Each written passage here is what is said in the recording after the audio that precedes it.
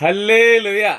യേശുവേ നന്ദി, യേശുവേ ആരാധന. എൻ്റെ പ്രിയപ്പെട്ട സഹോദരങ്ങളെ, നിങ്ങൾക്ക് എല്ലാവർക്കും ആത്മാവിൻ്റെ ദൂത് എന്ന ശുശ്രൂഷയിലേക്ക് ഈശോയുടെ നാമത്തിൽ സ്വാഗതം ചെയ്യുന്നു. ഒരുമിച്ച് പറഞ്ഞേ ഹല്ലേലൂയ. ഇവരെ അവൻ്റെ അടുക്കലേക്ക് കൊണ്ടുവരണം. ഇന്ന് നമ്മളൊരു സ്വർഗസ്നാപിതാവിൻ്റെ പ്രാർത്ഥന ചൊല്ലി കാഴ്ചവെക്കുന്നത് ഈ ദിവസങ്ങളിലെല്ലാം കുട്ടികൾക്ക് വേണ്ടിയിട്ട് പ്രാർത്ഥിക്കുന്ന ദിവസങ്ങളാണ്. അതുകൊണ്ട് കുഞ്ഞുങ്ങളെ, പ്രത്യേകിച്ച് ഗർഭിണികളായിരിക്കുന്നവരെ എല്ലാവരും നമുക്ക് ഓർത്ത് പ്രാർത്ഥിക്കാം. ഉദരത്തിലിരിക്കുന്ന കുഞ്ഞുങ്ങളെ സമർപ്പിക്കാം. ഗർഭം ധരിക്കുന്നവരെ എല്ലാവരും സമർപ്പിച്ച് പ്രാർത്ഥിക്കാം. എല്ലാവർക്കും വേണ്ടി ഈശോയുടെ കരുണ ഉണ്ടാകട്ടെ എന്ന് പ്രാർത്ഥിക്കുന്നു. സ്വർഗസ്നായ ഞങ്ങളുടെ പിതാവേ, അങ്ങയുടെ നാമം പൂജിതമാകണമേ, അങ്ങയുടെ രാജ്യം വരണമേ, അങ്ങയുടെ തിരുമനസ്സ് സ്വർഗത്തിലെ പോലെ ഭൂമിയിലുമാകണമേ.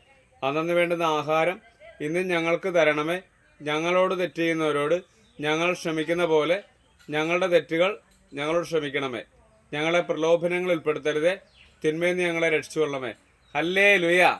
യേശുവേ നന്ദി, യേശുവേ ആരാധന.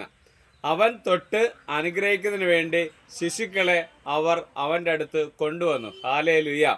വചനം പറയുകയാണ്, അവൻ തൊട്ട് അനുഗ്രഹിക്കുന്നതിന് വേണ്ടി ശിശുക്കളെ അവൻ്റെ അടുത്തേക്ക് അവർ കൊണ്ടുവന്നു. അപ്പോൾ ഈ കാലഘട്ടത്തിൽ പ്രത്യേകിച്ച് നമ്മൾ ഓർക്കേണ്ടതാണ്, ശിശുക്കളെ ദൈവത്തിൻ്റെ അടുത്ത് കൊണ്ടുവരണം, ഈശോയ്ക്ക് സമർപ്പിക്കണം.